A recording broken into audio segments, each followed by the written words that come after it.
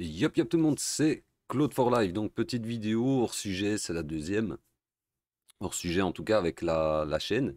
Donc vous n'êtes pas sans savoir que YouTube a revu un petit peu ses règles, etc. Et du coup, il y a JDG qui a fait un thread sur Twitter afin d'expliquer le pourquoi, le comment et pousser un coup de gueule, comme à son habitude, on va pas se le cacher. Justifié ou non, ça c'est vous qui en déciderez, vous ferez votre propre avis. Moi je vais vous lire le thread sur lequel je suis assez d'accord. Donc Frédéric Mola, joueur du grenier, donc dit ceci. Je vois tout le temps les mêmes poncifs qui passent chaque fois qu'il y a un nouveau problème qui surgit avec YouTube. J'y réponds vitef. 1. Pourquoi tu crées pas ta propre plateforme? Parce que payer des serveurs capables d'encaisser plusieurs centaines de milliers de connexions en quelques heures sur une vidéo de plusieurs gigas, les sorties de vidéos notamment, c'est absolument hors de portée de notre budget. Mais à se rendre compte que créer sa propre plateforme, c'est pas un investissement de quelques euros, hein, ça se compte en millions, voire en dizaines de millions. Donc faut rester réaliste à un moment donné. Hein. 2. Pourquoi tu vas pas sur Dailymotion? Là, je suis très d'accord avec, avec sa réponse parce que ah, du coup, il répond LOL, vous avez déjà foutu les pieds sur Dailymotion ces 5 dernières années? Le site est à chier. L'interface est dégueulasse, c'est impossible de naviguer dessus correctement.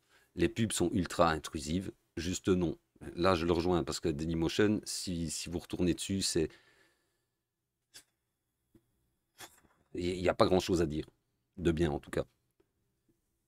3. Pourquoi n'allez-vous pas sur tel ou tel site? Ben, parce que tout simplement, la monétisation, et oui, l'argent, c'est le nerf de la guerre, c'est comme ça pour tout.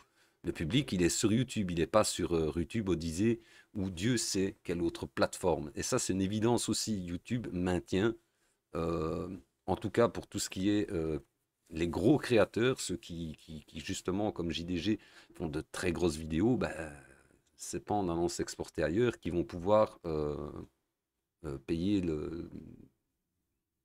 voilà, gagner de l'argent pour payer tous les frais qu'il y a derrière. Donc, si vous avez une sponsor qui vous paye pour faire la pub de votre produit, elle ne sera pas très chaude à l'idée de vous payer la même somme si vous allez sur un site qui fait 80% de vues en moins. Ce qui est tout à fait logique aussi. Parce que non seulement en t'exportant sur une autre plateforme, tu perds tes viewers, donc à leur niveau, c'est énorme. Tu perds en tout cas un gros pourcentage de viewers, un gros pourcentage de vues, et de ce fait-là, bah, tu perds en placement de produit, ce qui est tout à fait logique. Donc en 4, donc, et la passion alors? Il n'y a que l'argent qui t'intéresse? Alors là, sa réponse, elle me tue, et il a bien raison. Et donc il répond ceci, c'est trop mignon, mais effectivement, quand tu es une société avec des impôts, des charges et des employés à payer, bah oui, tu calcules d'abord comment assurer la survie de ton entreprise, et ça te rend moins aventureux. Bah oui, il a tout à fait raison. Là, il a une entreprise, il a des employés, et il ne peut pas mettre en péril ni son entreprise, ni le travail qu'il fournit à ses employés. Il faut rester logique, quelque part. C'est normal. C'est normal. Donc 5. Mais si tous les youtubeurs partaient, YouTube, ils auraient peur. Ben non. Non et non. Ils s'en foutent.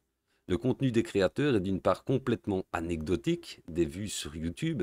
Les vues sur YouTube, c'est de très loin le visionnage des clips de musique. Et il a tout à fait raison.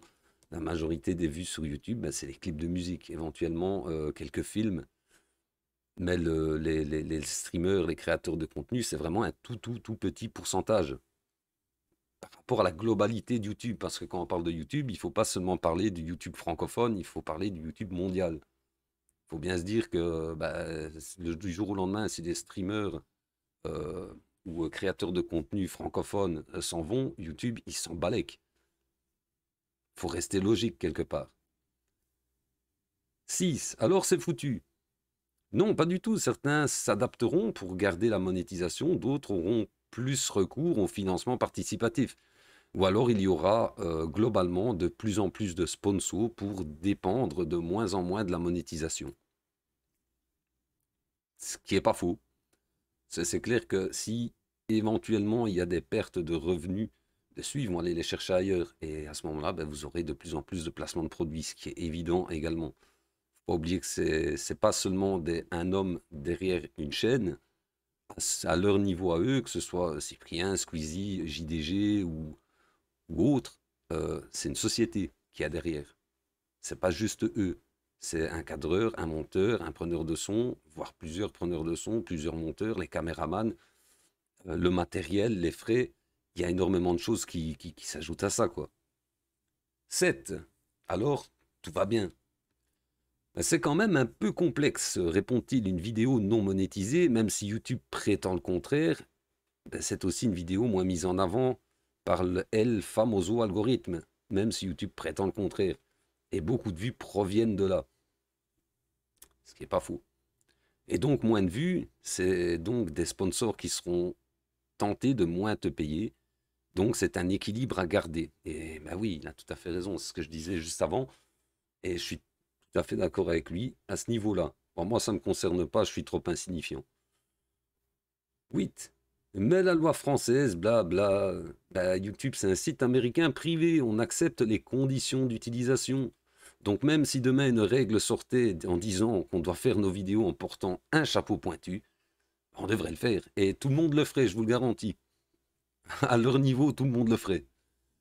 C'est tout ce qui me vient en tête pour l'instant. Sachez que pour nous tous, ça ne changera pas grand-chose. Ça fait longtemps que notre source de revenus principale sont les sponsors. Donc on en revient vraiment à ce qu'il disait un peu plus haut. Et ça, c'est vrai pour tous les grands créateurs de contenu. Donc voilà, petite vidéo à part du gaming. Mais je voulais quand même vous partager ça parce que ça répond à une majorité de questions à la con qui sont constamment posées. Et je pense que ce petit partage n'était pas inutile. Donc sur ce, j'espère quand même que cette petite vidéo vous aura plu. Comme d'habitude, n'hésitez pas à poser un pouce, à vous abonner si le contenu de la chaîne vous plaît, sachant que c'est principalement des lives et quelques unboxings. À poser un pouce, ça fait toujours plaisir. Un bleu, un rouge, on s'en fout. Et bien sûr, je vous invite à cliquer sur l'onglet chaîne, aller voir les chaînes des potos, des modos et des contributeurs. Il y a beaucoup de contenus différents, beaucoup de styles différents et pourquoi pas des choses qui pourraient vous plaire. C'est beaucoup de milieux du gaming, mais il n'y a pas que ça. Donc n'hésitez pas à aller y faire un tour. Et bien sûr, vous pouvez me suivre sur les réseaux sociaux. Les liens sont dans l'à propos de la chaîne. Sur ce, bonne journée à vous, bonne soirée et je vous dis à ciao ciao tout le monde.